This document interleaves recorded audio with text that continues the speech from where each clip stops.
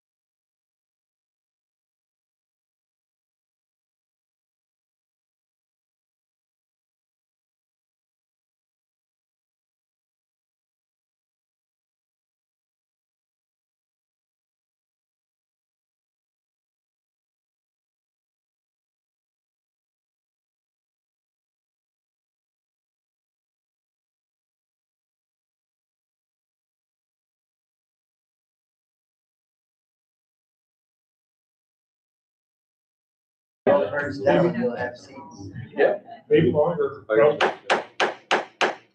gonna call to order the regular meeting of the Village of Middleville Council for May 26, 2026. Anna, could I please have a roll call? Kevin Smith, Here. Stephen Baldry, Here. Robert Bishop, Here. Patrick Hilton, Here. John Osterban, Here. Susan Shannon, here, Sandra Wake. Make a motion to excuse Ms. Wick. Supported. All those in favor? Aye. All those opposed? Motion carries. All right, and could we please stand for the pledge of allegiance?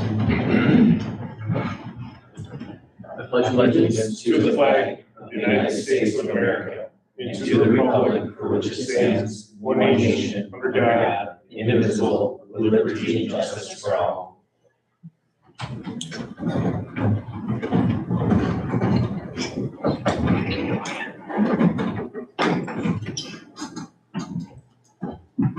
All right, moving on to the approval of the agenda. Mr. President, I make a motion to approve the agenda, including the minutes of regular council meeting, May 12th. No.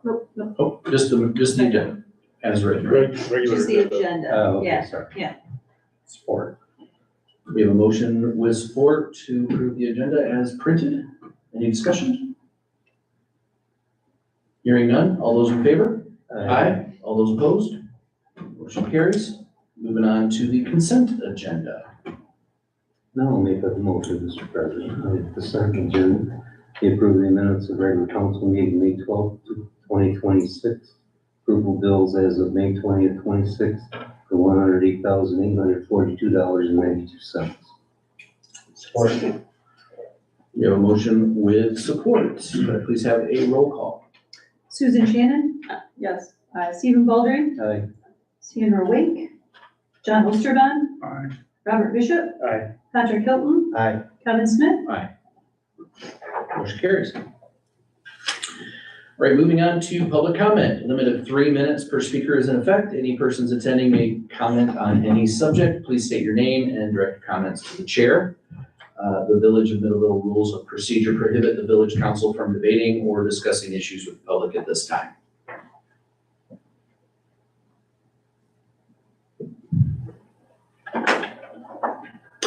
Hearing none. Moving on to reserve time.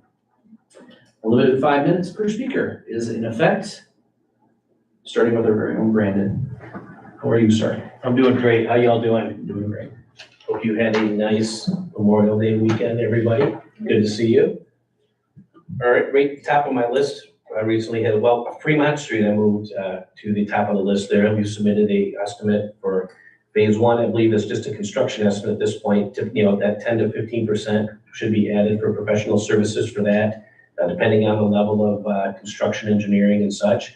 And I believe there's a phase two being planned for We're Fremont looking as at well. these two also. We're just trying to, once the village has decided on the scope, we can then, add that into the estimate and accordingly. Paul Henry Trail Bridges, we got some news, I think since the email went out today. Yep. You may be aware of this as well. The archaeologist or the tribe has given the green light. I believe it's a conditional. I'm not sure what the conditions are, but it's not preceding us from moving forward. So, we did go ahead and resubmit for the DNR grant, where we feel we're in a really good spot with the MDOT TAP grant. There was a couple things they wanted us to look at in the estimate. I don't think there are any big ticket items, or just some things here. We'll make sure that's all good to go, and keep moving this forward. So, great news, yes. There's such good news today. That was great news. I mean, they're supposed to let us know May 7th, and here it is May 26th, but we did hear. So, we know Main Street parking is part of the Railroad Street project. The Railroad Street project, B&L, is going to start work on that July 15th. It's still their plan. We have the pre-con scheduled for July 9th. So that'll be here, I'm sure. Irving Road Phase 1, we're going to inspect for any needed work items. But I think Irving Road Phase 1 is pretty good. I think gone through the punch list and all that. That project really turned out pretty nice. It turned out really nice. Irving Road Phase 2, the final walkthrough happened last week, and a punch list has been sent out to the contractor. So that was going well too. The wastewater treatment plant, we understand that there's concerns about the tank. I've talked about this before. Right now, they're at a point where they still have storage capacity for the biosolids, but they anticipate that that capacity will be used up over the summer here, and then in the fall, they'll be looking to empty that tank, put it on a field somewhere as fertilizer, and at that time, we can go in and we can make some interior repairs for that tank. The water supply expansion, bids have been received and a recommendation has been made for Northern Pump and Well. We're gonna do that today. Yeah, I think that's on your agenda. Yep. Did you guys do the demo of the quad? That's gonna be today too. That's on, okay, that's not on my list, but we did receive 2 quotes for that, so we made a recommendation there. Yep. And then the DPW building addition, I believe that's also on your agenda today. Concept Design Studio, we've worked with them over the past several years. They're out of Muskegon. We all had a chance to meet Kevin Osterhart there. He seems to have a good grasp of what the village likes to do and experience designing these type of DPW building additions and such, and he's aware of the building codes and things like that. I mean, I'm a mud and dirt wastewater guy, so we did what we could, and we got the last one built. But this one's got interior finishes and all these type of things, and so we're getting them involved. So, well, they have a proposal to get involved. Nice. Yeah, Main Street, anything going on with Main Street, you can go in and help with that, with the Main Street streetscape. And then any site plan, I have Kellogg Crossing, the site plan review that came up, so anything else that comes up, we'll find. And I talked to Naderville, called me today real quick, and they're gonna be providing the as-bills for the water and sewer in the Mid-Villa site. Even though the sewer's gonna be there still. So, Thank you. any questions? We had you burn through that list fast. All right, thanks. I'll stick around and see how the rest of this goes. I don't want to miss Catherine speaking. It's a lot of pressure. Ms. Getty, hello. Hello. Thanks for having me.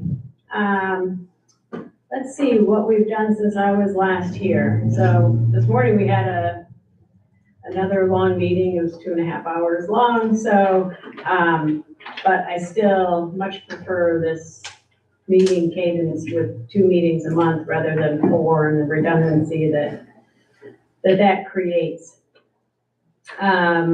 We approved elected officials and deputy salaries for the prosecutor, chief deputy salaries for the prosecutor, sheriff, clerk, treasurer, register of deeds, drain commissioner, deputies. And we had to do that once our union contracts were completed. So that happened at our May 12th meeting. We approved the tax rate, levy on property taxes. We heard a report from PCI. They do the building permits for the county, almost everywhere in the county except for Rutland Township. A really nice annual report, and I don't know if that gets presented to planning commission or council, but it was combined with a request for fee increases. And so we're reviewing that. We did table that decision, but I would just draw your attention to that if it's something that's come before the council as well. There was quite a hike in proposed fees, and they had not raised their fees in a number of years. And so that can come with a little bit of sticker shock when that happens. I would much prefer, and I expressed this in the meeting, is a more incremental stepped approach rather than a leapfrog to try to catch up. I think that can be quite a shock to applicants and residents that have taken care to budget these items in. So we'll see how that turns out, and I'll keep you informed. This must be annual report season because we got an annual report from our planning and zoning department, our drain commissioners department, and then this morning we heard, and you'll hear tonight from the chamber and EDA.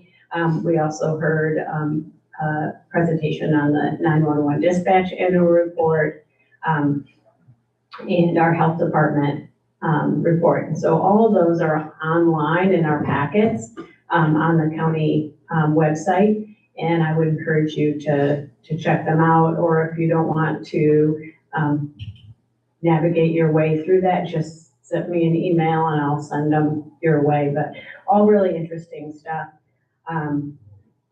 We did approve some new purchase of some equipment to update our jail and courts video conferencing abilities. And then just some annual approvals of our contracts with Blue Cross and Blue Shield, which allows us to get insurance coverage rates for our inmates while they're in jail. So we, over self-pay, we get the Blue Cross Blue Shield rate for those services, rather than, we've all seen the insurance rate and the self-pay rate. So this allows us to pay at a lower amount, and then an approval with the Smith Housing Consulting for our CDBG grants. Send that out. You hear from Marilyn Smith from time to time as well, and she does a fantastic job. Sent that out for RFP, but she was the only one that submitted a proposal, so that was awarded this morning. Any questions? Lots going on. Thank you. Thank you, Ms. Karen. Moving on. Jennifer, welcome. Hi. Hello. Nicole, hello. Hi, Welcome we're to gonna Nicole. start with Nicole because she's gonna do the update of what's happening. So you guys are gonna get the fastest update ever because I can literally spend 20 minutes talking about each one of these slides. And I don't think I cut out enough to make it 5 minutes. So my name is Nicole Legg. I'm the Economic Development Director for the Berry County Chamber and EDA. Thank you for letting us come to speak to you tonight. Our team consists of myself and Jennifer. Kim is our business manager, Alicia does our marketing and outreach, and then we have Emily, who is our second to newest staff member. She has taken on workforce development, and we just hired a new administrative assistant to help increase our capacity in the office. We are governed by a board of directors that are consisted of several different industry leaders, community partners, and education partners. And our key areas of focus are determined through our strategic plan and guided by our members. I'm probably gonna go really fast through it. I'm gonna skip over some of the stuff, so. You're gonna be fine. You'll be fine. Take your time. It's okay. Broadband. So this is some of our key areas of focus: broadband, community development, childcare, education, placemaking, tourism, workforce development, capacity building. This is actually a picture of our Developers Day event that we held last week in Nashville. We had over 30 individuals come to Nashville to see what redevelopment opportunities they had in the village. It was fantastic. And so we're gonna jump right into broadband. I'm gonna talk a little bit specifically about Middleville and Thornapple Township. Broadband is a huge issue in the entire county. We did get recently notice that there is a project taking place. It's going to expand coverage to 200 locations directly in the township. This is outside of the county's BEAD allocation. So BEAD is Broadband Equity and Deployment. It's a federal program. From that program, there's going to be over 7,500 addresses that are connected with fiber direct to home or business as part of this project. It's about 85% of the eligible locations for BEAD funding were approved in the first round of funding, so we're really excited about that. That is about 1/3 of the total coverage, gap coverage in Berry County right now. So that's going to be taken care of in one swoop, which is great. We also anticipate that the project that is taking place in Thornapple and Rutland Township is going to lead to additional expansions because that has been the general footprint for that company that's handling that expansion right now. They like to build off and then just continue that network through. So we're really excited for that potential there. We also do a lot of work with childcare, expanding capacity there. Congratulations on your Munchkin Land 2.0 opening. That is huge. Because of expansions like that, Berry County has went from 4.2 kids per available seat, which is wide, that's a desert. You get into what is considered a desert when you get 3 kids per open seat, and we were at 4.2. We're at 2.3 now. So we're making great work with those types of childcare expansions. We are encouraging developers as we work with them throughout the county, if they're pursuing a mixed use or any type of commercial development as part of their housing development, to look into childcare because it is a capacity issue in every community in Berry County right now. So really excited for that. We also have the Mill Street Market, Little Sprouts Childcare that's supposed to be opening in January. That's gonna add an additional 60 seats. Where we have the biggest gap still is drop-in and overnight care. So that is gonna be our next priority area of focus is how can we build capacity for drop-in care. We have a lot of manufacturing facilities in Berry County that run 3 shifts and second shifts, and their employees do not have a place to take their kids right now if they get called into work. Also impacts healthcare. We see that a lot with healthcare. I know a lot of focus is on, industry and manufacturing, but our healthcare workers are on call all the time, and it is a huge issue for them to be able to have drop-in care when they get called in. We're gonna jump to the next slide, which is housing. We're actually in the process of updating our housing study because the one that we put out 2-3 years ago, the county has made so much progress in building housing that the numbers are no longer good. So we had to go and update all of the cut sheets. That is in the final stages of approval right now. We actually have the last draft sent to us today, so we're hoping to share that out with the whole community this week with what those updated numbers are. And in the meantime, while we're working on housing, we're also trying to increase the tools that are available to developers. We have a PACE district, which is property assessed clean energy. So anybody that's building anything new that's above code or redeveloping something so that they are more energy efficient than what they were before can qualify for this funding program through PACE. And then we're also working to get our land bank to be a little bit more active. It's only about a year old, so it's still kind of like in the baby phase of land banks. Working with MSHDA to expand TIF and missing middle programs, and then working with Berry Township on their CDBG allocation. They're going through the grant process for that right now. They're working on a major development called Stepping Stones, and this grant will help offset the cost of the roads, water, and sewer that are going to have to be built as part of this project because they have no infrastructure. Our next focus for housing is going to be revitalization to address low income and to prevent blight in the county. Right now, we're seeing that there's a huge gap for anybody that is 60% or less of AMI. So that is going to be, I think, the next area that we pivot into and have a high level of focus on. Moving on to workforce development. Oh, I thought I saw smoke. It's just the air. You're fine. What is going on? Sorry. Just trying to have a Senate experience. Just a little panic. I'm really awake now. So we do have Emily. She has taken lead on workforce development. We have established the Career Consortium of Berry County. They are working right now with Corewell Health and FlexFab to establish a CTE, a temporary CTE training facility in Hastings that would be open to all students in Berry County. It wouldn't be dictated by the ISD that they're located in. And the focus of that project is allied healthcare and advanced manufacturing. So we're really excited about the potential there to expand some of these programs. We've also established something called a workplace employability endorsement, which is soft skills training. It's a program that we developed based on feedback from our, business partners that, kids these days don't have soft skills. And we were hearing it from our HR partners across the board. So we now have a program that is part of the CTE program that they can do for soft skills training. We have 5 students that completed the Kellogg Advanced Manufacturing Assembly program this semester, and they graduated with their endorsements. So we're really excited. The benefit of that is they're guaranteed interviews with the employers that have signed on to support that employability endorsement. So that's a great opportunity for those kids. And then just continuing to work with individual school districts and businesses to develop high-level programming specific to their needs and skills gaps that they're seeing. Jumping right into the important stuff.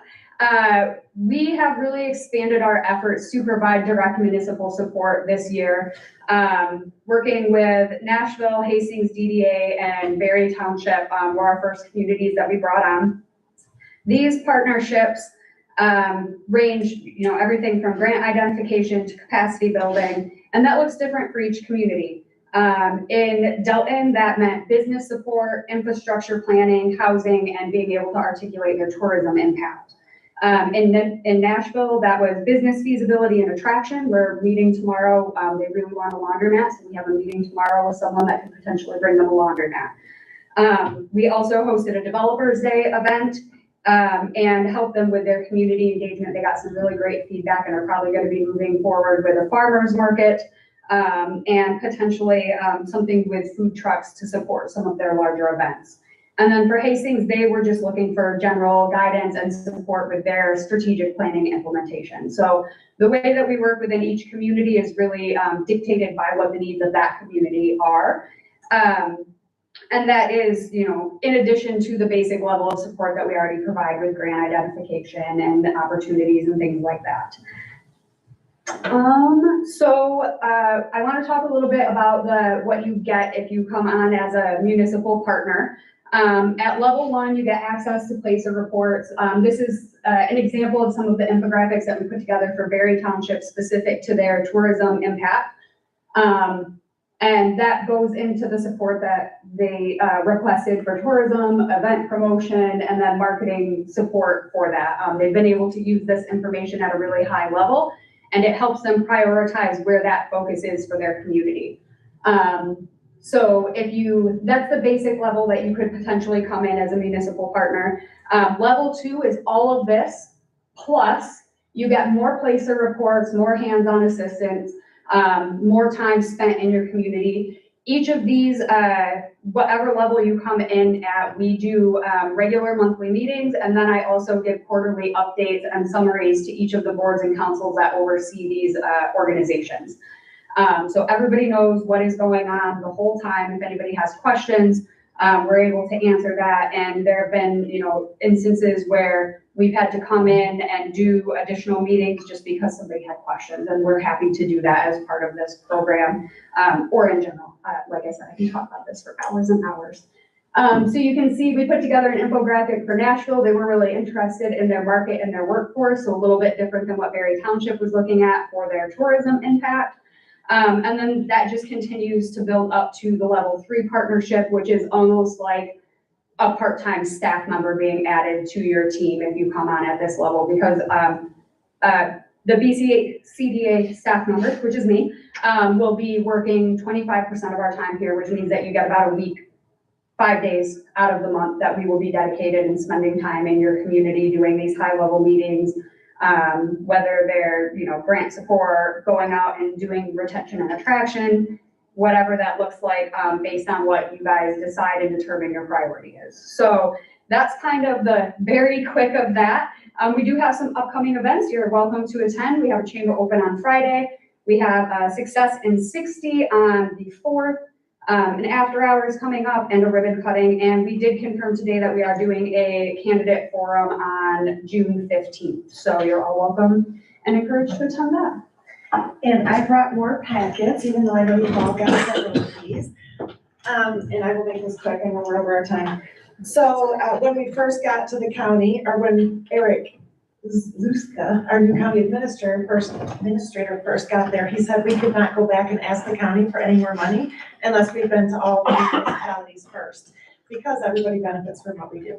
So we have been out talking to every municipality that will let us come and giving this presentation. But I want you to focus on this, because we don't have time to go through everything we're working on. We had our staff go through and identify every area of focus. So these are actually all of the areas of focus that we have in our organization. And then I also included a monthly staff report. This is going out to about 3,500 people per month now. So if you're interested in getting this, just to know what's going on around the entire county, please give me your email address. We're happy to get that to you. And then the only other thing I was going to say about the partnership, we are expecting that Middleville and Delton will both come in at the level 3, $25,000 per year. And in talking with you all, we thought that if you can't do it individually, if you partnered with the township, DDA, and you all to come in for the $25,000, that would work too. We would just have to have more collaboration and think that that may help some with the communication also. So food for thought. Do you have any questions for us? No, not yet. That's a lot of There's a information. lot. I wanted to say, like, because I saw this presentation during the DDA meeting. Definitely go through it, just see. I mean, there's a lot of information in here. One of the interesting things that you brought up during the EDA meeting was the proliferation of broadband and how you were working with trying to break down those barriers with regard to getting broadband in the nooks and crannies of Berry County. But there was a very interesting statistic about coverage, right? And I thought it was actually quite profound that with regard to the number of people that didn't. I think it was that don't have. 21,000 addresses were identified in Berry County that did not have access to either affordable or high-speed internet. And that is a significant portion of the county. And so with this BEAD allocation, that is where we're getting about a third of that number, right? A third of that coverage area is going to be addressed through the BEAD program. And that's not counting the expansion. So the one that's taking place in Thornapple Township with the Bloomingdale Communications, that is a rural urban services grant. So it's a different pot of money. And so we're working with these providers to access all of the funding that's available to them to be able to bring broadband here, because there are still some pretty wide coverage gaps. On that broadband map, you can see there are some like dotted numbers on there, and those are still addresses that have been identified that have no coverage at all. And so it looks like 38. And that may not seem like a lot, but when you think about the number of businesses and the number of households that you have in that geographical location of that township, that's a big gap. That's a lot of households that can be impacted. And that's just looking at I think this screenshot is just the residential. It doesn't count the businesses. So it's probably higher than that actually. I mean, I thought that was just like a really meaningful number, and that's something, obviously, it's part of your core effort to try to break through in that space. So, interesting stat, and certainly you hear stories about people pulling up to businesses and sitting in the parking lot and surfing their internet, but it's pretty real, even still in Berry County in 2026, which just does not seem real to me. And there are some areas that probably will never have coverage, and that is, areas where there's a large Amish population. They're not interested in the internet.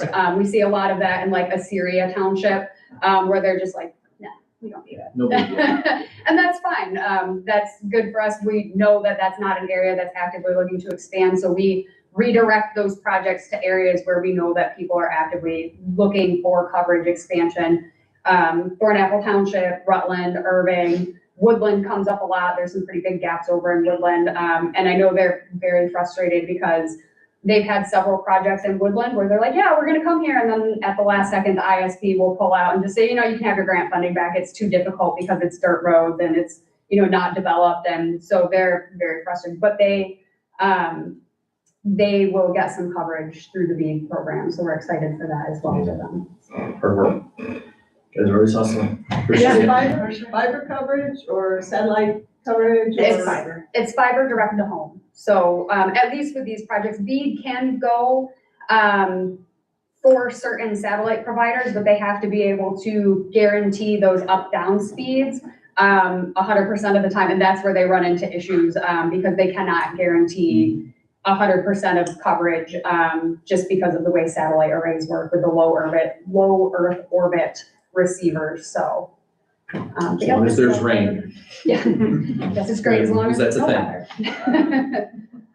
Awesome. Appreciate you guys. Thank you very much for visiting. Thanks. That was good. I'm sorry that you felt like you had to speed read through that. Oh, that's all Oh, right. it could take us 2 hours. Yeah, This is a good information in there, and then obviously there's contact information for the two of them in there, so appreciate that. All right, moving on to my next page here. Feels thick today. Your paper's thick? It's the same paper.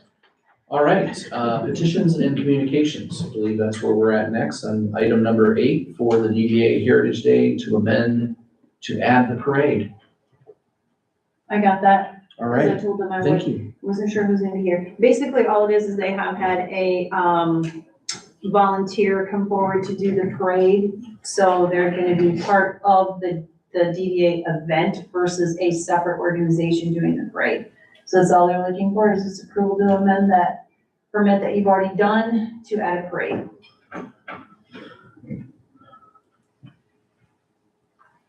So basically it'll fall under the DDA event versus a separate event. I see. Okay. Mhm.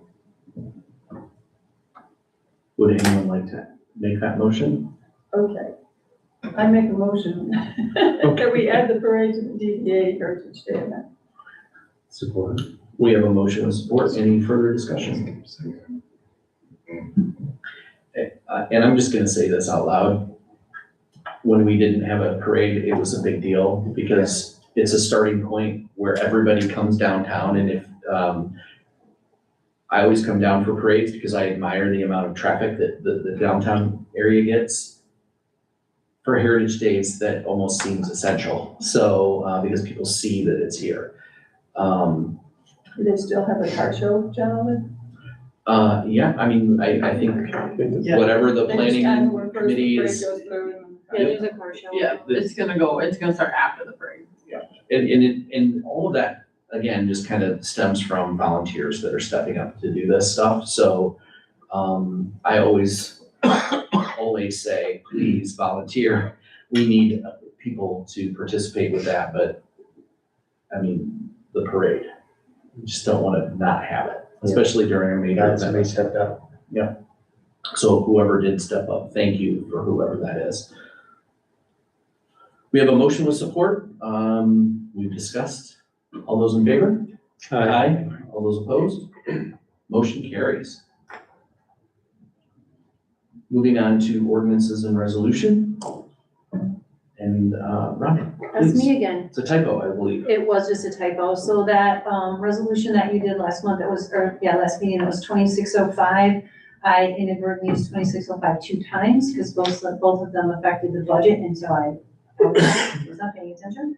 So now you're basically just going to approve 2606, which is the same you had. It amends 2532. To fix the type, basically. Yes, and to be fair, my peers said I would just put an A behind it and not even tell your council.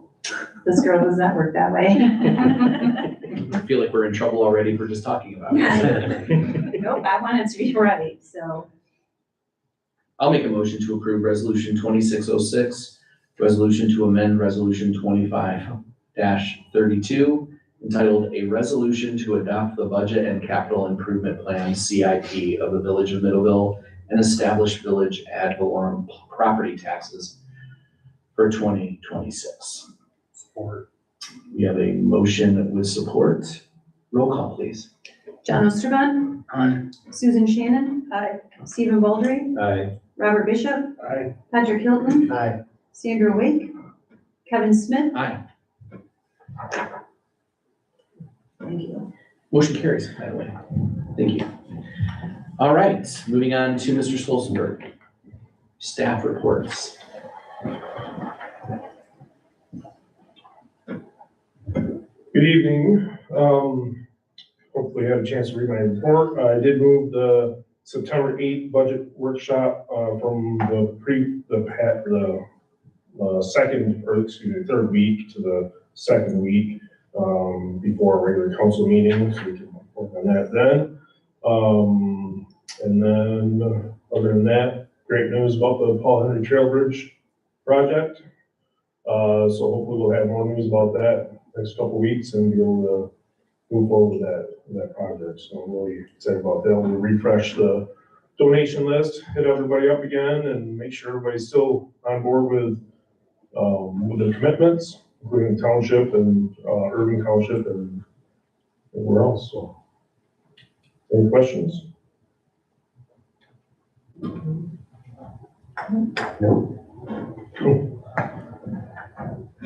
Hearing none. Thank you, sir. Thank you. Mr. Powers, welcome. Good evening, council. So as you can see, there are a decent amount of permits being pulled. Additional planning item, there being a few that I believe you just received a little description with a QR code. So this is the master plan update that we're currently doing a survey for. That'll conclude on June 21st.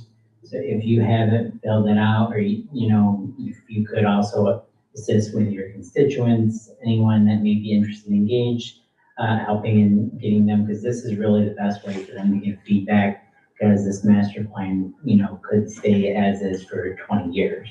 So it's a 20-year vision, and if they want to have feedback, this is how to really have that voice in your community. Also, as Brandon had mentioned, that we have the planning commission moved or suggested recommending approval of adopting the Main Street Vision Plan. That'll be coming to the council at a future meeting for consideration by way of resolution. So a handful of other planning things, and there's a good amount of stuff related to the DDA too. Happy to answer any questions, comments, and concerns anyone has. Will we be posting this in the Sun and News? So yes, that'll be going in the Sun and News. It's on Facebook. It's on our website. We're trying to get it out there as much as possible. And I also have, accessible version for anyone that would like to handwrite too. We have that available at the office.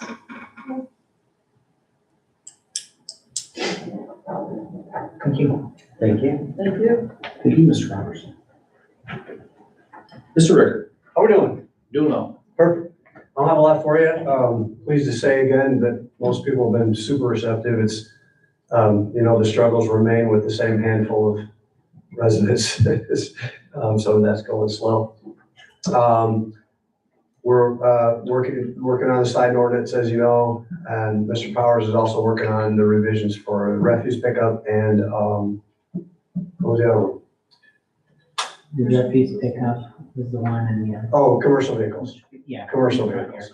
Yeah, that one has to be revised. So I know it's May, but the next thing is to be thinking about snow. Because it takes a little bit to get, the ordinance changed. And so I'm gonna be gathering some input.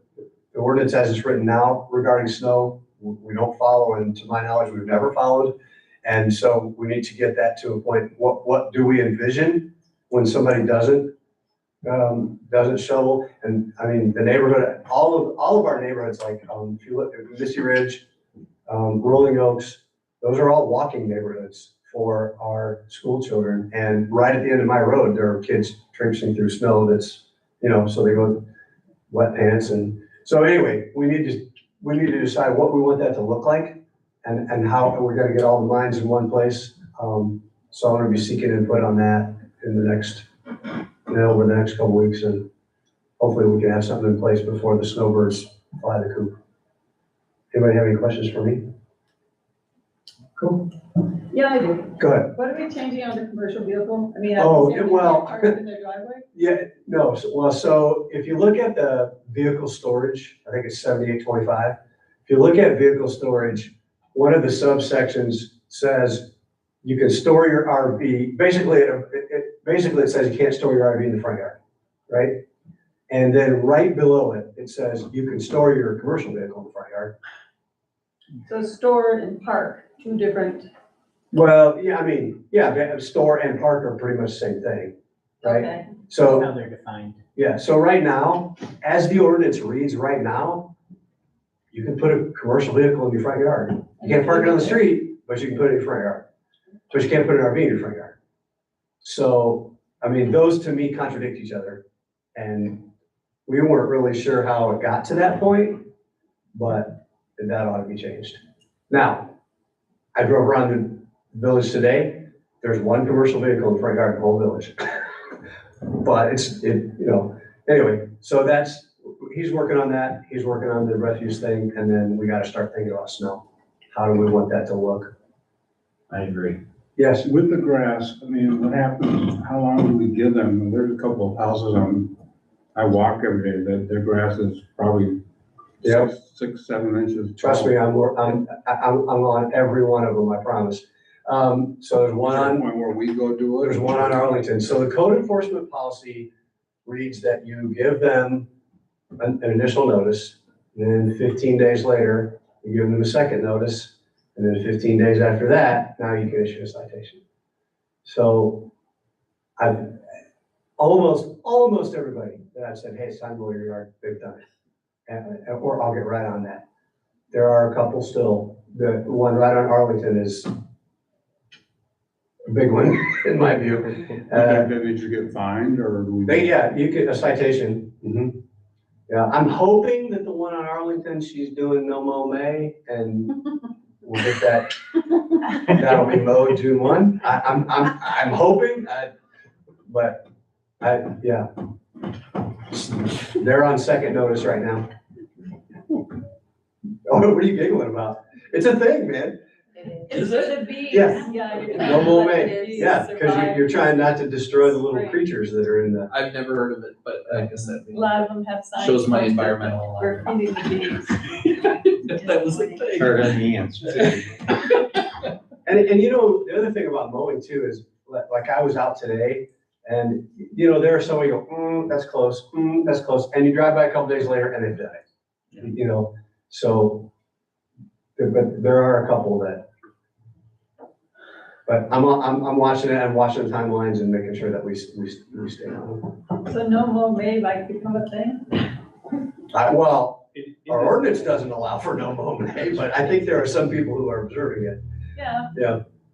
Huh. Anyway, Well, anybody else? The house on Larkin Street that has the siding falling off. Yeah, so here's the deal on that one. I've been, they will not call us back. Part of it, there was an elderly gentleman that lived there. That is correct, and we believe that he is deceased. Yeah, And his, the contact that we have is in Marshall or Jackson or something like that. So I have sent them communications. There was somebody there the other day, working, and now there is either a big trailer or a dumpster full of stuff, but still nobody's mowed and nobody's fixed the siding. So where we are on that one is I gave them a deadline of May 31. And I think it's in that thing. I gave them a deadline of May 31 and said that if there had been no progress, it would be referred to PCI. because I drove by there today and had like orange plot markers up. I don't know if it then. Somebody is doing something there as of the last like 4 or 5 days. But I do check on that house every time I go out. So maybe it's gonna be sold soon. Is that possible? Yeah, possible. Not sure. But somebody is doing something because there is a big either trailer or dumpster full of what looks like old lumber. But anyway, that one is on my radar every time I drive the village. Anybody else? thank you, Mr. Ricker. Yeah. thank you. Appreciate you. For sure. JD. Welcome to the chambers. Thank you. Good evening, everybody. Nothing major going on. Brandon mentioned the phase 2 walkthrough for Irving Road. We did spring hire flushing last week.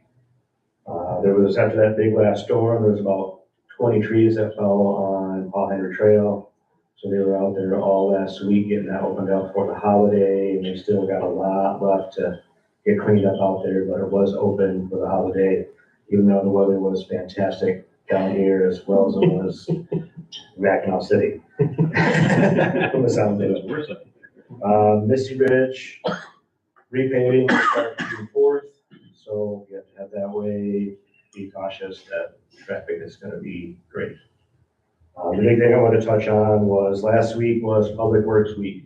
So I want to recognize our DPW staff for everything that they've been doing and all the hard work and the after night call-ins that they get, and just see them all working, say, hey, thanks, you're doing a good job. Other than that, short and sweet.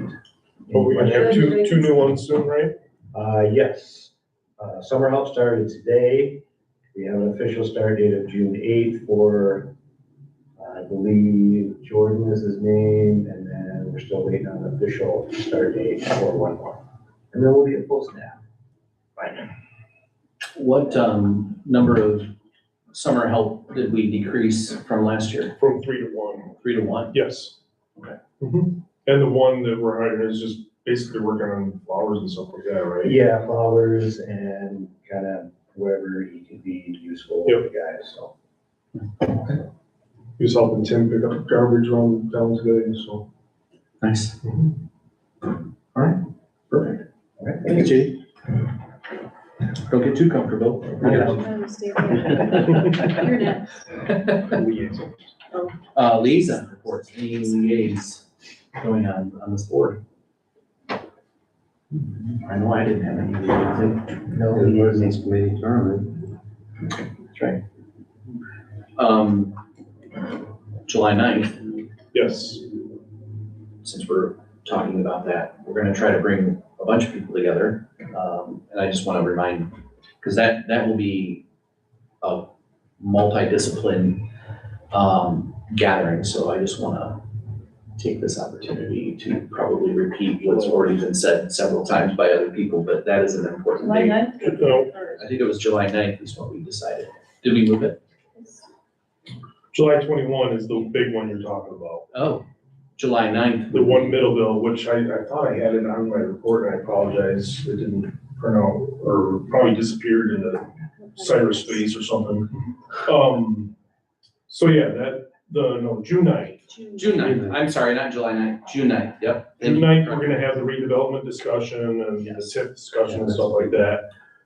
July 21, we're gonna have a overarching one middle bill, try to get everybody together on one page type discussion. Probably it's gonna be at Bradford White training facility as opposed to here. So, Yes. so we can house more people. More information to come on that. Yes. That's a big deal too. Actually, that's probably more important than, I mean, I think in terms of the long-term strategy, that is gonna be the one to go to is, the second one that you mentioned. Yep. The date is again. July 21, July 21. which will be after, we've already got, I don't recall us setting a specific date. we set a specific date for a joint meeting with Village Council and Planning Commission, Yeah. which was July 21st Okay, at 5:30. So we're gonna try to piggyback on that and Okay. go with the one middle bill discussion after that. a lot of dates swirling around. Got it wrong?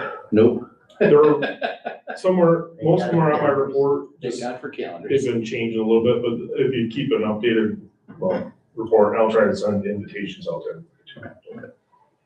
All right, no liaison. So, any unfinished business, which I don't believe there is any. Water service line replacement. JD, welcome back.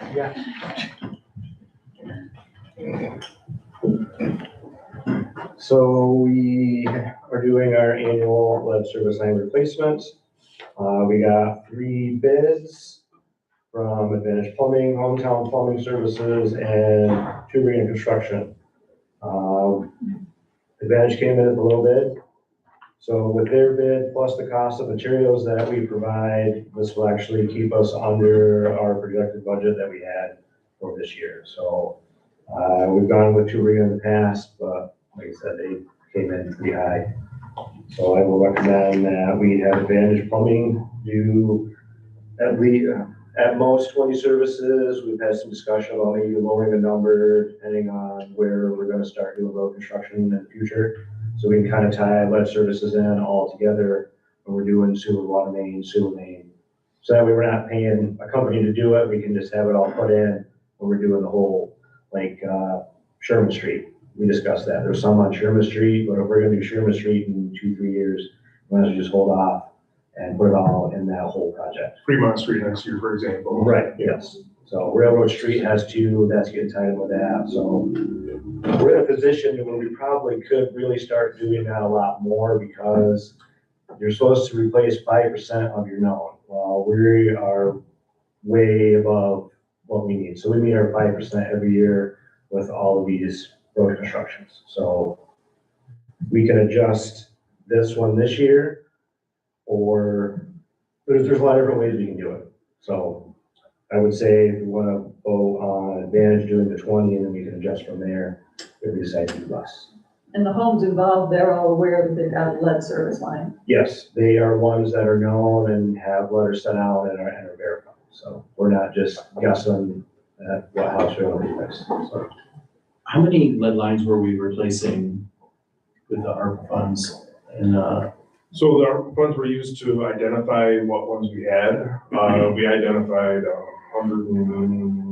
180-ish, I think, is that right? Seems about right, yeah. That's 160, yes, that sounds right. 160 to 180 anyhow that need to be replaced. Letter galvanized. Yeah, letter galvanized. and we then engaged in replacing those Yes, on an annual basis with a maximum number. I think we A at a minimum, minimum that we didn't use language like a maximum Right. and back down. We said a minimum Right. and potentially do more, which is, I think, our preferred language on any agreement. right, Because I which think we is, wanted, which we're keeping the same. Yeah. So we're doing a minimum of 5%, which 20, you would 20 be- years, right? to do it. yes, we've got 20 years to do all of Yeah. them, but 20 is way above and beyond The minimum. the 5, yeah, 5%. Yeah, minimum that we would probably have to do would be we're at like 5. Yeah. But we know they need to be replaced. But I want to continue the momentum of what I was trying to get to, and that is we were replacing X number of lines annually for several years in a row. What, do you remember what number that was? Between 15 and 20. Okay, Yeah, so so we're we're still on on the pace. same number. Yeah. What I don't want is us to do less than what we were doing, because regardless of whether there's a minimum or minimum expectation because of whatever law, I think we owe it to the village citizens that we just eradicate the problem. If we can do it quicker, that would be my Right. preference, simply because I think it makes good sense. Just, the thing is just with budget wise, then you're ripping up the road and then it's getting ripped up again and you're already right there anyways. So you're almost paying twice to rip up the same spot, so. I think strategically, Right. if we can align it with road construction, obviously that makes sense, right? And But it'll work out pretty good because everywhere that we're looking at doing road construction is pretty much where all all aligned. service are Good. anyway, so. Okay, that's all. I mean, I just was trying to dive into that a little bit. We're required to, complete everything within 20 years. We're on pace to do it within 10 to 15 years. So Good. I love Really, really really good on tests. It's my favorite. I'm hoping to be done soon. yes, if we can get done by the time JD and I retire, that'll be. We'll be done way before that. The water chemistry is good here in Middleville too, so it's not, the lead is not leaching in. People, even if they have one, their homes are tested and such, so.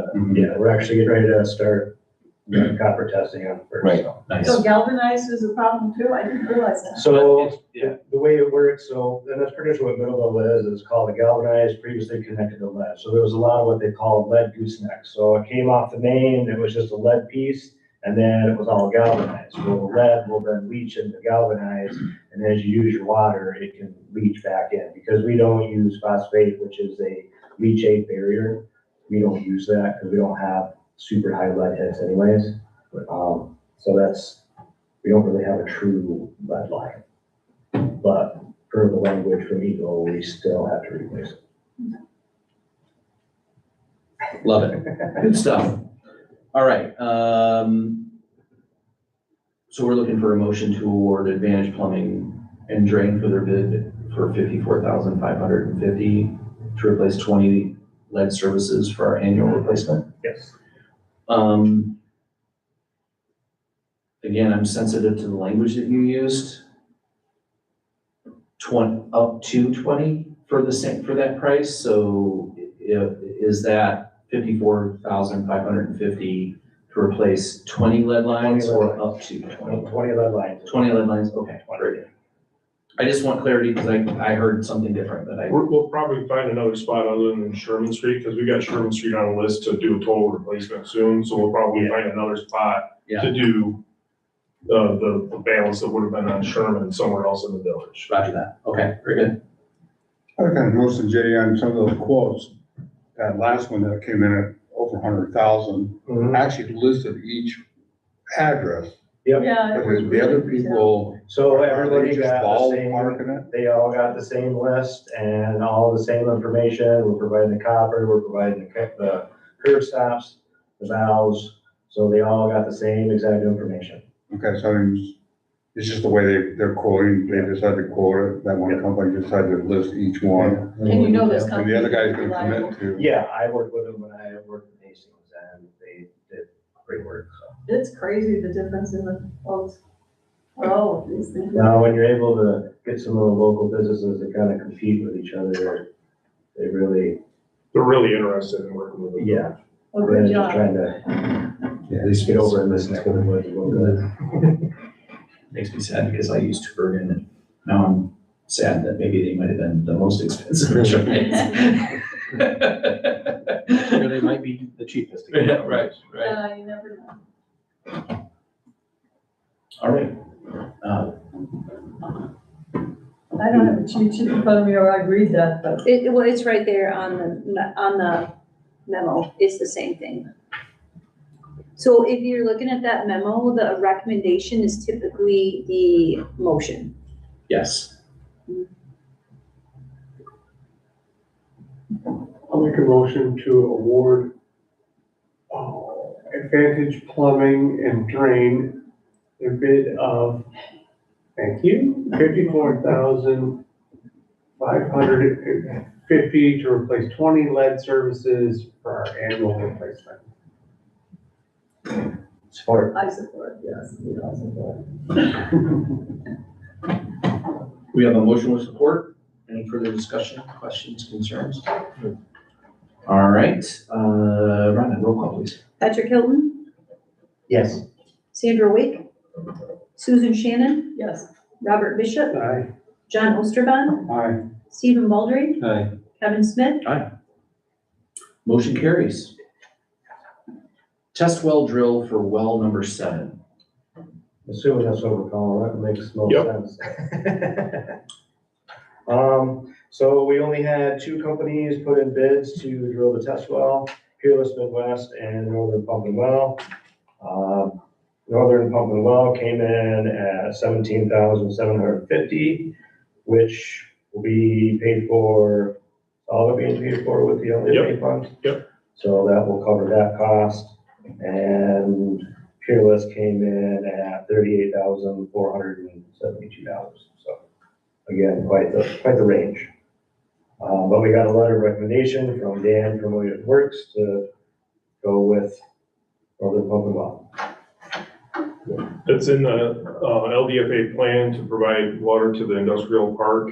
And it was approved by the LDFA board to pay for that entire project as much as it can.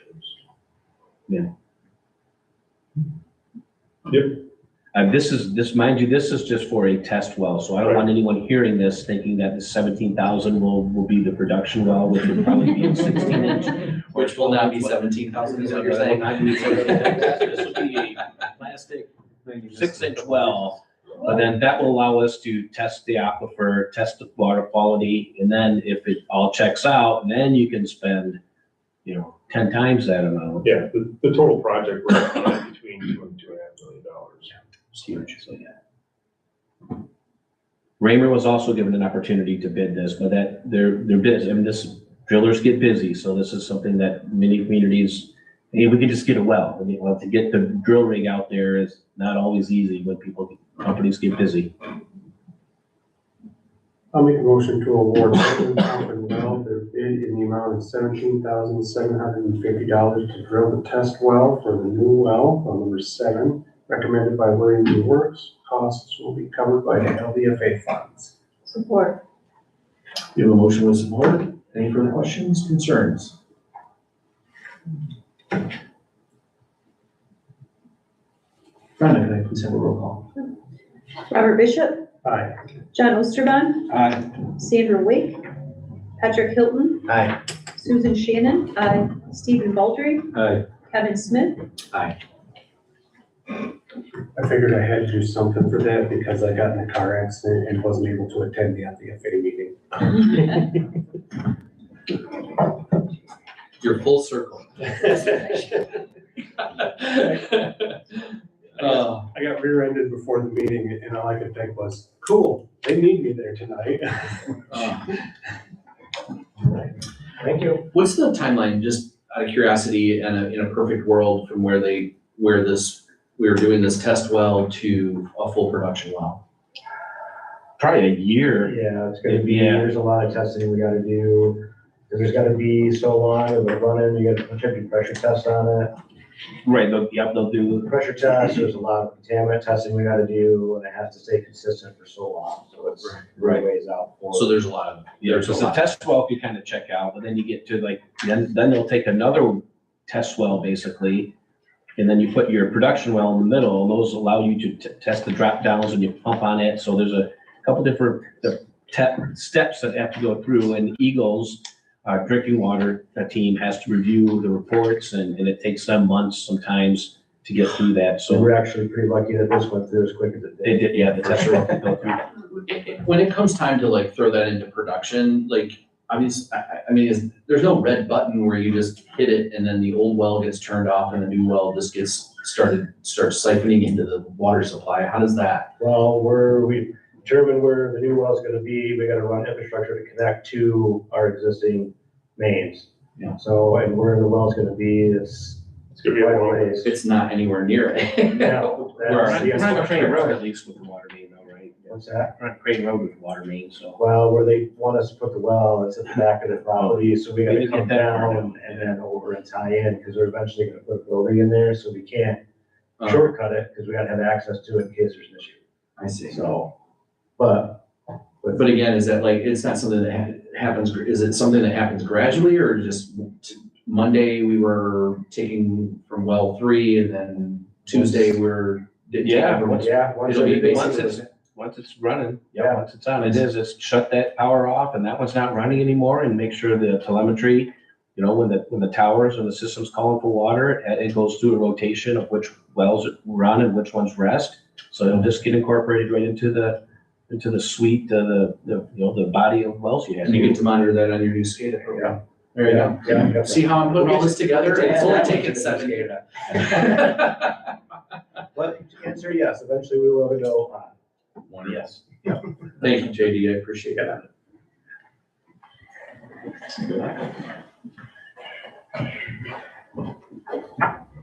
Mr. Stolzenberg, talk to us about the architect consultant. Okay. As we continue to expand both in population and staffing, the public works garage is needed an expansion as well.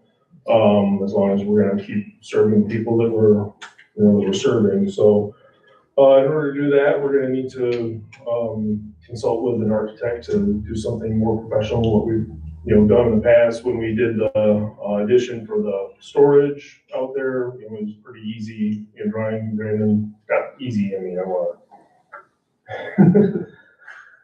Easier than this. Then this would be, yes, for sure. I took, engineering in college, but anyway, I probably wouldn't want to do it. So anyhow, but we definitely need to add up there. We've got additional staff up there. We've got additional, got female staff up there now. We only have one bathroom right now. Doesn't really serve us very well. So, definitely something needs to be done.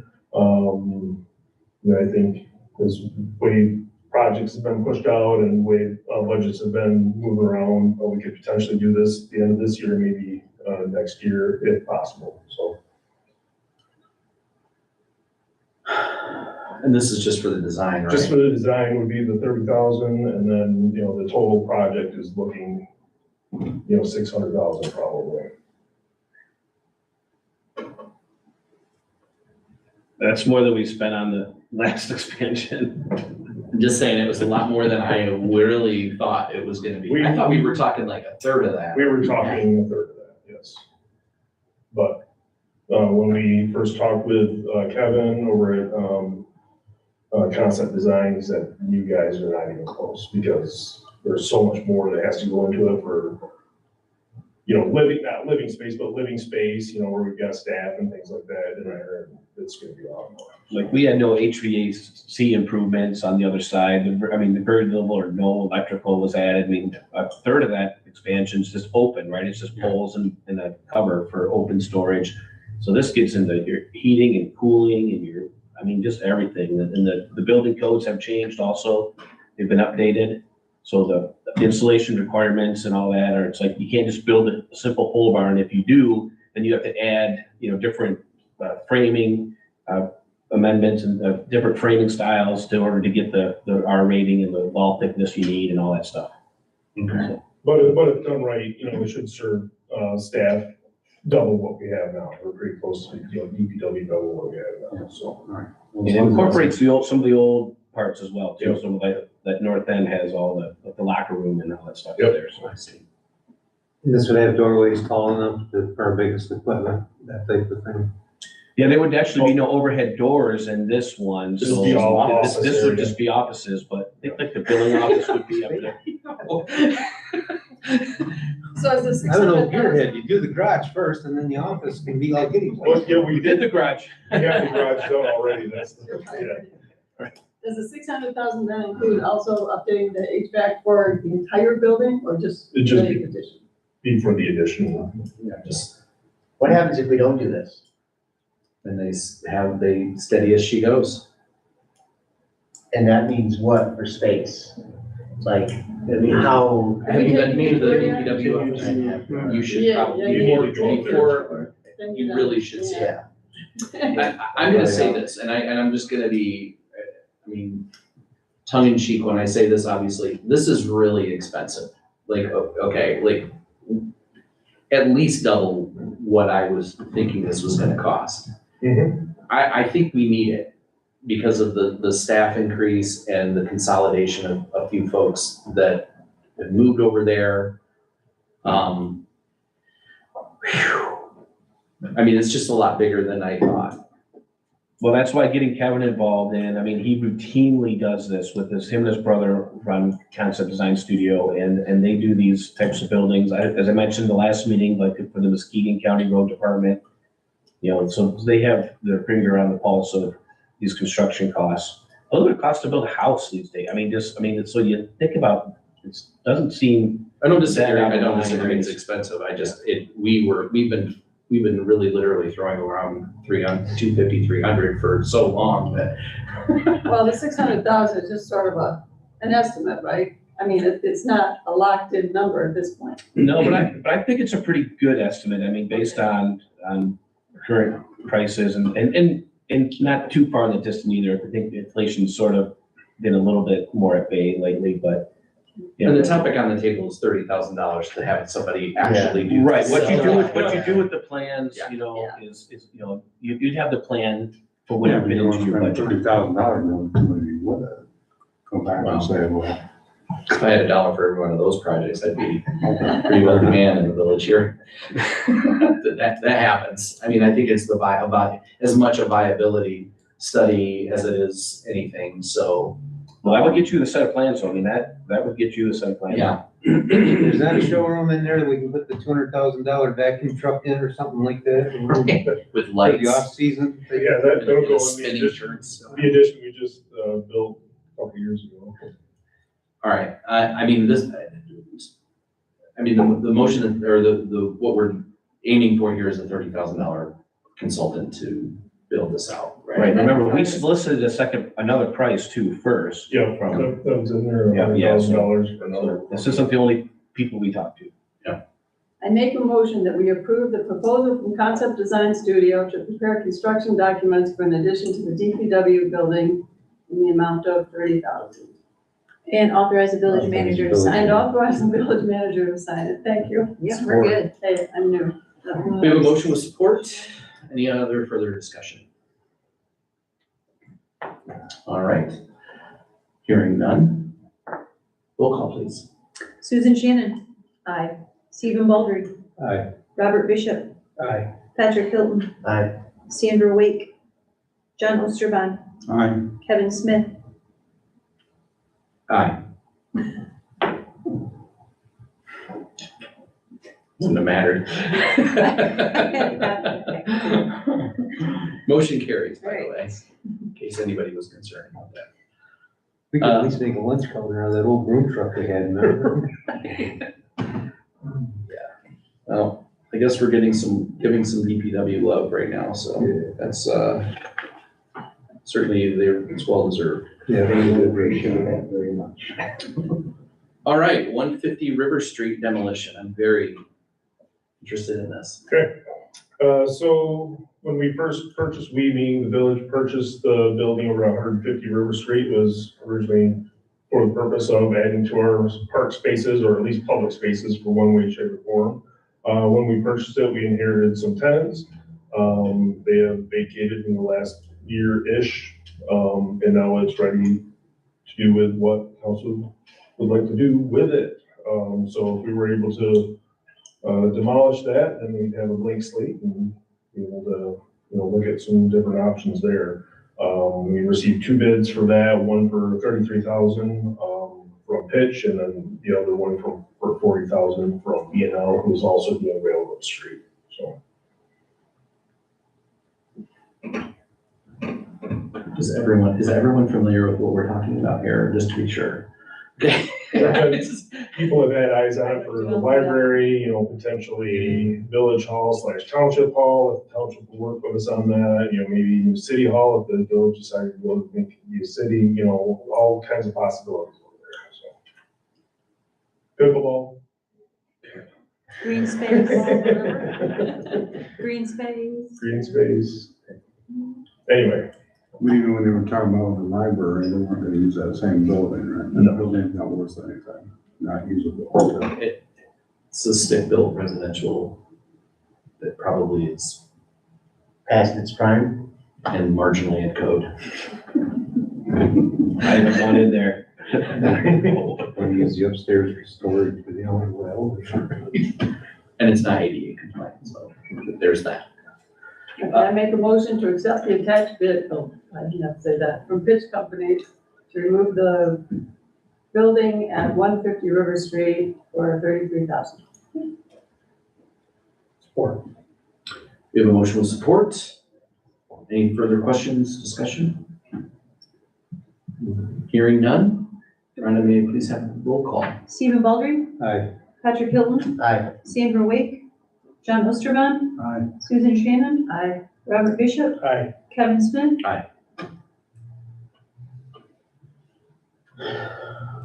Gone. All right, motion carries, by the way. Moving on to item E, council chambers audio visual upgrade. Yes, this is something that's been, talked about for a while. By a while, I mean, at least 2 or 3 years since I've been here.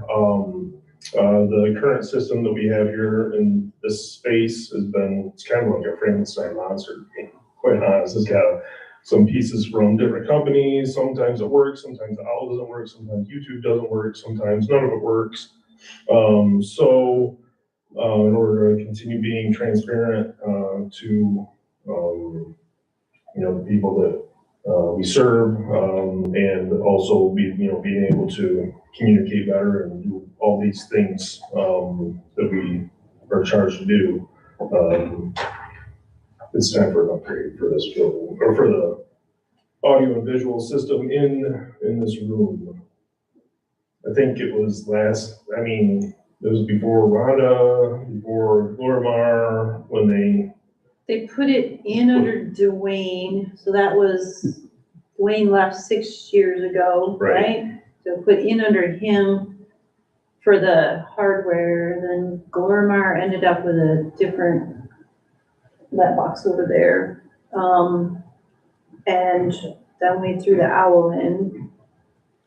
The quotes, I don't know how close you looked at them, but they intend to use as much of our equipment as we already have. Not that guy. He's gone. That was actually my idea. But as much of our equipment as we can, but hopefully we'd be done with these cords across the floor. Any of us here at this desk would be able to flip from 1 of 2 cameras.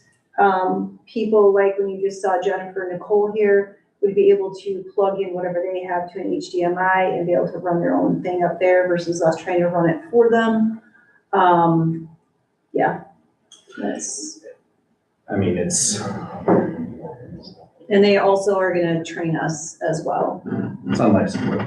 So we need something, the big shiny buttons that are really easy to follow so that there isn't some sort of deep technical understanding that needs to be had in order to function properly, so. And the county just updated with the same company, didn't they? The smart home, smart home, Yes, smart home, yes, yes, we did. they're doing a lot of municipalities around the state, and that's one reason they gave us discount, is because they primarily focus on the municipalities. And these are, truth be told, about projects like this, they're 60, 80,000. I've seen projects of this scope be $60,000, $70,000, $80,000. So I don't know how to read some of that. You mentioned that they say they're gonna try to use as much of the equipment. In the event that they can't, is Is this gonna change the current I quote? honestly don't think it would be a problem because what they intend to use is all our microphones. They all work. There's no issue with those. The monitors are fine, the screen is fine. Those are all the things that they will still be able to use, and all of that is working fine. Yeah, that's all working fine. Mostly what we're having issues with is the owl, and the software that goes with the box there. Like pretty much every other meeting, it pulls up and does exactly what it needs to do, and the other ones, it says you don't have any equipment. Do we, So- are there subscriptions to this that are gonna require year-over-year expense I don't on this? think so. Cause the only thing that tickles that a little bit is the very first thing, which is includes 12-month SAS. So if software as a service. Well, service after sale maybe or something like that, or? See, I don't think we have to do anything there Just going because free. we use the free version of YouTube. And the way I understand it, it'll basically just connect us to the YouTube like we already do. It just won't be through the owl. It'll be through our cameras. And cameras will be able to be positioned in such a way that, y'all are on them and whoever's over here at the same time as well, if they need to be seen or over there. So we'll just switch the camera depending on who's over there. It'll be a little bit of a learning curve over here for us. But you know, it's just maybe one more button we push versus scrolling and stuff. We'll learn. I mean, we've struggled with this for years, Yeah. so, Hey, it's better than Zoom. and this is we've gone through a few rounds of this, and this is by far the least expensive I've seen yet. So, I would be concerned to ask what that means, that first time, or no. I think it's service after sale, so if you have any reason in the first 12 months for them to come out, look at it, you're kind of prepaying their service. bucket of Yeah. hours, yeah. All right, that was the only thing that I was concerned about, was that there was some sort of ongoing. We're gonna have some electrical done at the same time. I know it's not part of the quote, but, I'd like to see us have some plugs on the bench top, so that everybody's crawling on the floor, plugging laptops and all that type of stuff. We're on this tripping over cords and everything. We're gonna do some electrical upgrades Yeah, at the 'cause same time. We're plugged into that cord over there, so Does it include? I don't know it would be It under doesn't- We them. can figure, And I read this, it didn't have any. yeah, we can figure. So this is purely AV, it's not electrical. All right. Well, I mean, As a side conversation. You might know some guys, like, we could get that kind of quote from. You can get an electrician coming in. Yeah. Outside of the, might yeah. be worth it. Yeah, it's a matter of convenience and safety. All right, well, we have a quote, and any other questions that just gonna look for a motion? I move to approve the attached bid from Smart Homes, Smart Offices to upgrade the audiovisual capabilities of the council chambers. $21,324.09. That, Not to exceed, is that accurate? Yep. Support. We have a motion with support, any other discussion? Hearing none, okay, please have a roll call. Sandra Wake. Robert Bishop. Aye. Susan Shannon. Stephen Baldry. Aye. John Osterman. Aye. Patrick Hilton. aye. Kevin Smith. All right, thank you. All right, moving on, there's no boards and commissions, any informational items and correspondence, the DDA revenue and expenditure report as of May 4th. It's in your packet, right, for review. Public comment, limited 3 minutes per speaker is in effect. Any persons attending may comment on any subject, please state your name, direct your comments to the chair. The Village of Middleville rules of procedure prohibit the village council from debating or discussing issues directly with the public.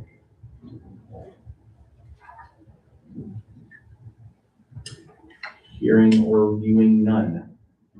I have one thing, if there's no other public, just a reminder, I think you guys all know you have mailboxes in our office, but nobody usually comes in and empties them. So if you want to remember to check them before a meeting, after a meeting, quick, or anytime between normal business hours. Good?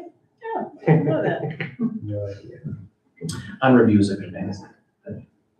What's that? Whatever that review magazine. Oh, sure. MML.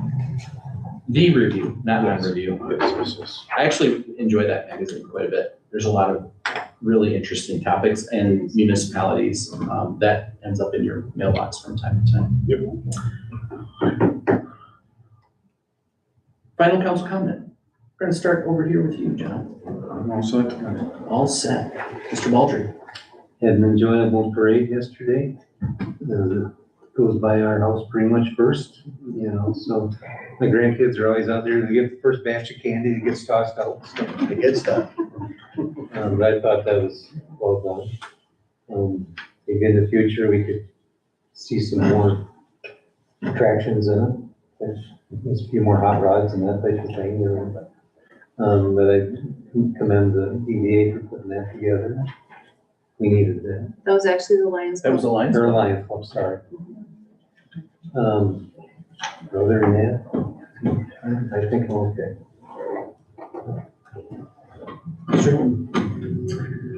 I'm just excited that somebody stepped up for the Heritage Day Parade, so whoever that unknown person is, you know. But they're known, They're known. yes. Oh. The mayor may not have served on village council here previously. We appreciate them. For sure. Switch. I'm good. Okay, we got an email, all of us, and I thought that it was a good point raised. Am I allowed to say anything about this? Of course. Say whatever you want. We should pay for the bases if they need to be replaced. If we are renting the field from this organization and apparently the base is in pretty bad shape according to the picture that was sent. And it's not a big item, you know, it's a small item and it would be more than covered by what we're charging them to use the field. At least that's my feelings. That was it. Thank you for that.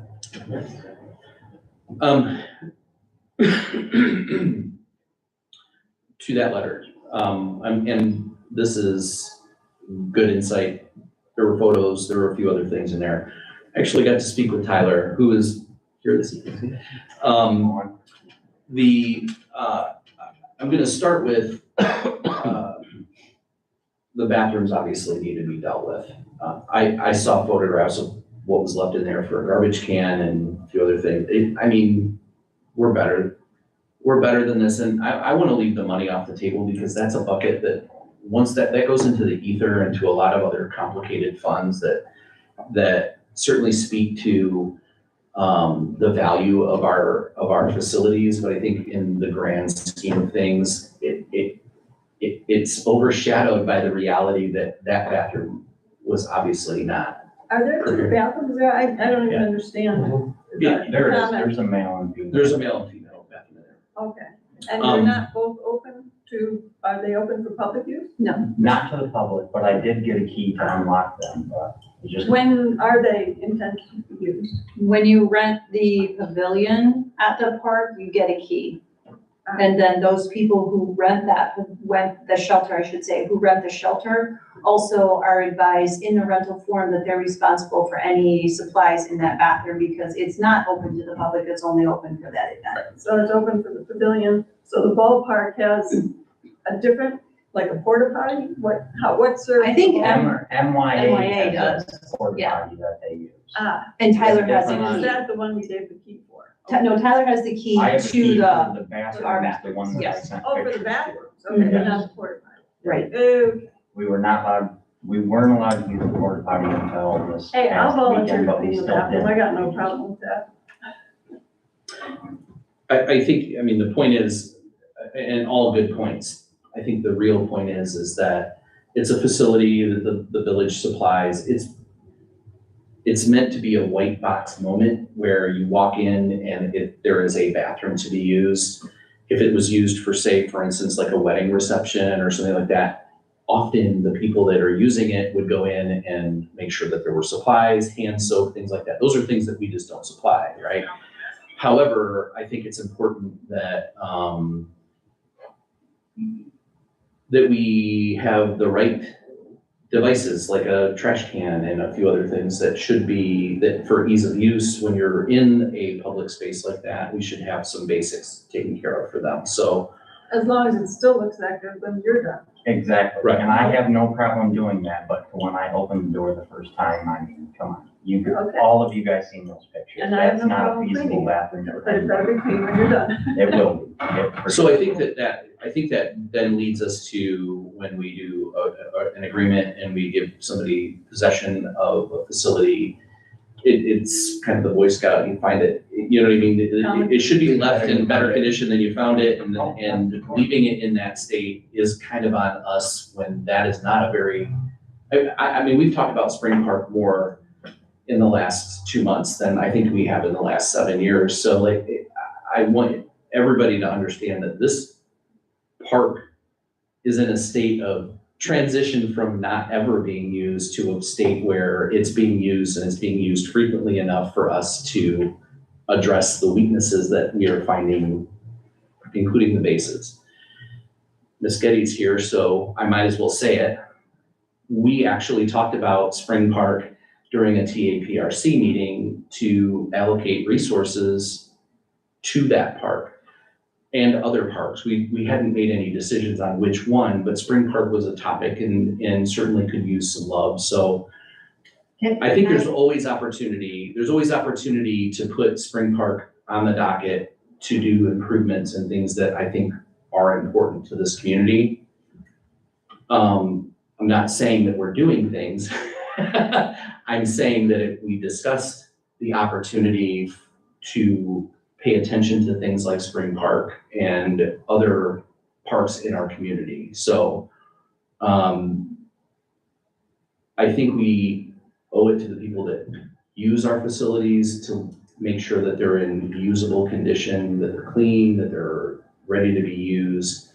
Obviously, when you're putting in things like toilet paper and things like that, we should have something as simple as a garbage can that, with a bag in it, that where we can throw trash away when people are using the facility. And it probably could use a paint job, not gonna lie. But I think there's some things that we could do that could probably improve that space. It's not even that, it's just, it's just the simple stuff.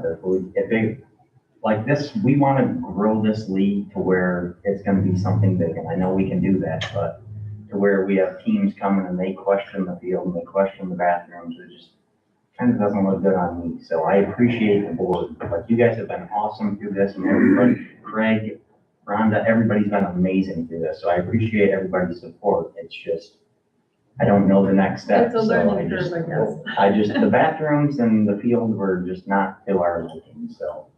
And whatever we can do to move forward from there would be awesome. Like, if I paid whatever money you guys know, I don't mind using some of that money to help buy bases and get stuff for the field and fix up the bathrooms. And even if we need to put more money in, we will. But whatever we need to do, just let us know, because we want Spring Park to be a good place for more community members to come.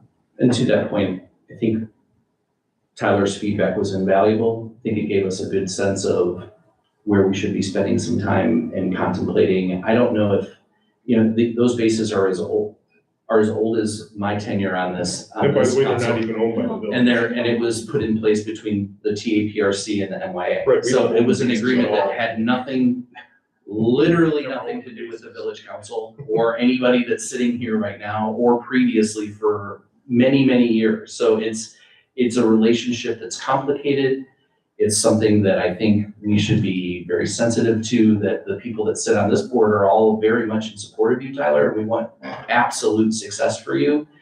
I think what we also need to understand is that we have been approaching this in a measure of how do we collaborate and solve the same problems collectively, not individually. And I think that is certainly the intent of this board. I mean, to the extent where people are raising their hand to clean the bathrooms, obviously we don't need that, but I think that it's important that you understand how much support you have And I think it's just a matter of us to figure it out collectively, and the answer is yes before no. And I think it's just a matter of what do we have to say yes to, and who's the responsible party to say yes, because it may not necessarily be something we can pluck out of the general fund and just hand over some bases. It's more complicated than that. And I think we could probably discuss where those funds could come from and certainly how we can support you the best way and try to move at the speed of capitalism versus government in this space. So,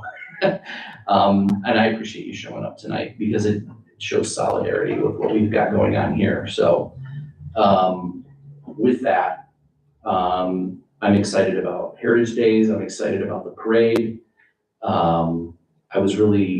It was very moving to be down here to see people for the Memorial Day parade. And it did bring to mind one concern that I think we're gonna need to share with the DDA and the committees that they oversee.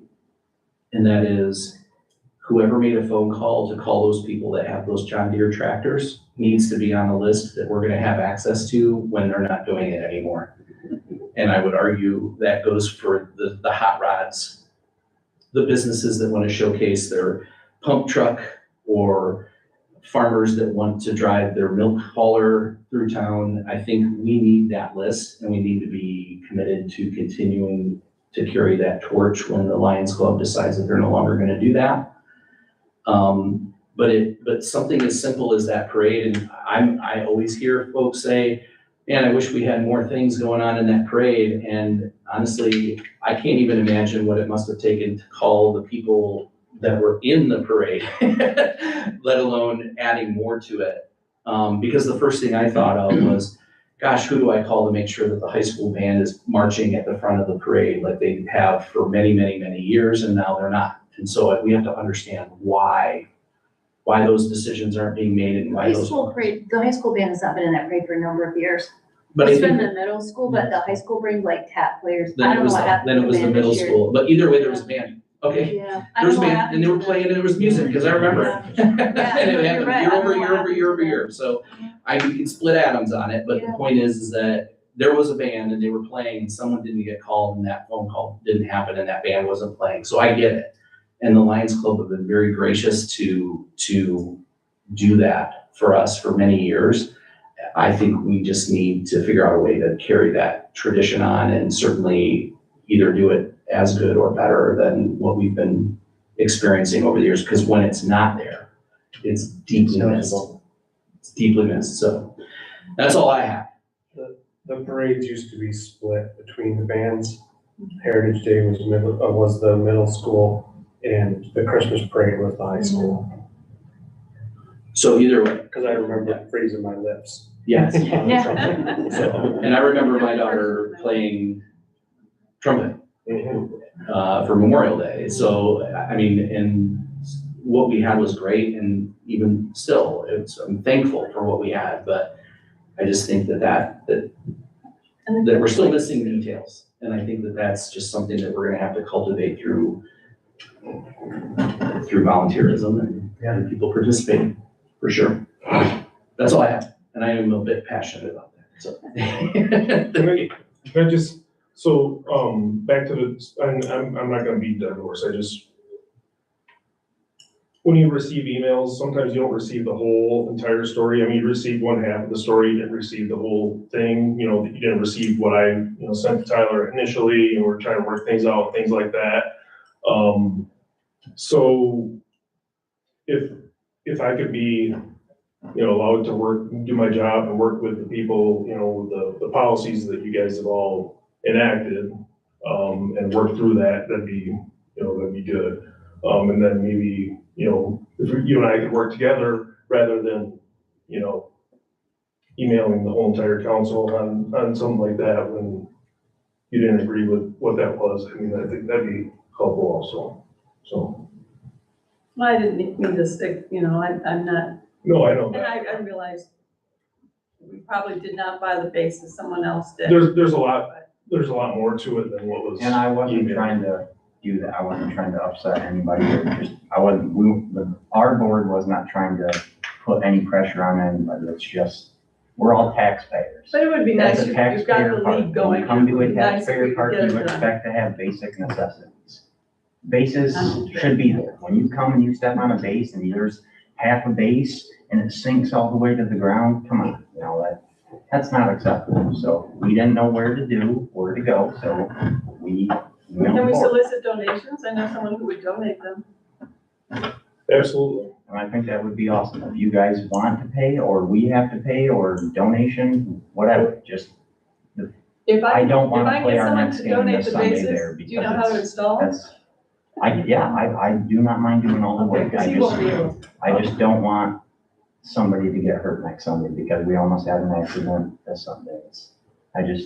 It's not safe. I just don't want somebody to get hurt. Do they have like a peg and they lock in, is that? It's more complicated than this. It's more Yes, way complicated. more complicated, yes. It is, this is we are skating over the surface of it's a more complicated issue with regard, I mean, obviously, people can donate, you can act on whatever benevolence that you may have on it, but the point is that if we are required to do it, it's a longer path than if it were solved with the. Outside of us. Yes, because we are not efficient at this, obviously, because we can go on about this forever. The village village does not have a Parks and Recreation department. The village focuses on what it should focus on, which is infrastructure, roads, water, and sewer.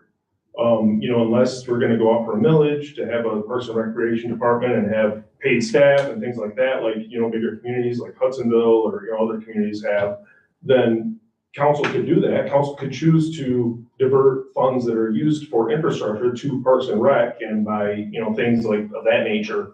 But that's not what our core function is, in my opinion, and that's not what the focus of this council or previous councils. And have. supporting organizations and funding organizations like TAPRC, who are fully equipped to be able to handle that sort of thing. We just have to give them the authority. But, That's the problem, is we don't have something that can. but that's the point, is like, That's why I came to the village. I came to the people in charge of our town to say, hey, we have a problem. It's not as simple as, I went to every organization. You guys don't think I have, but we're not getting any help anywhere. This is a problem. So I came to the people in charge. Point well taken, which again, I think uncovers a blind spot because I have a very different understanding on where the roles and responsibilities lie within this organization and with the TAPRC, clearly. So maybe I misunderstood the conversations that we were having during that meeting, but at the end of the day, I know that we don't have dedicated attention being paid to it. It's clear, it's obvious in the outcome, and it certainly needs to be something that we resolve. And it is up to us to be able to determine how we want to figure out how to fund those sorts of initiatives and who would be in charge of that, what their charter would be. But at this time, we have somebody that's using our ball diamond, and he's about $200 away from having new bases. So, whatever that looks like. And I think a functional bathroom that isn't disgusting when you take photographs of it. So I think with that, there's a lot to be said here, and it probably could dedicate an entire session on a planning or a committee to address this topic. But we certainly have a ways to go on this. And Tyler, you're just the unfortunate victim of circumstance here that we just have a ways to go on that. And we'll figure out a way to support you in whatever fashion that looks like. And with that, I make a motion to adjourn. Second. we have a motion with support. All those in favor? Aye.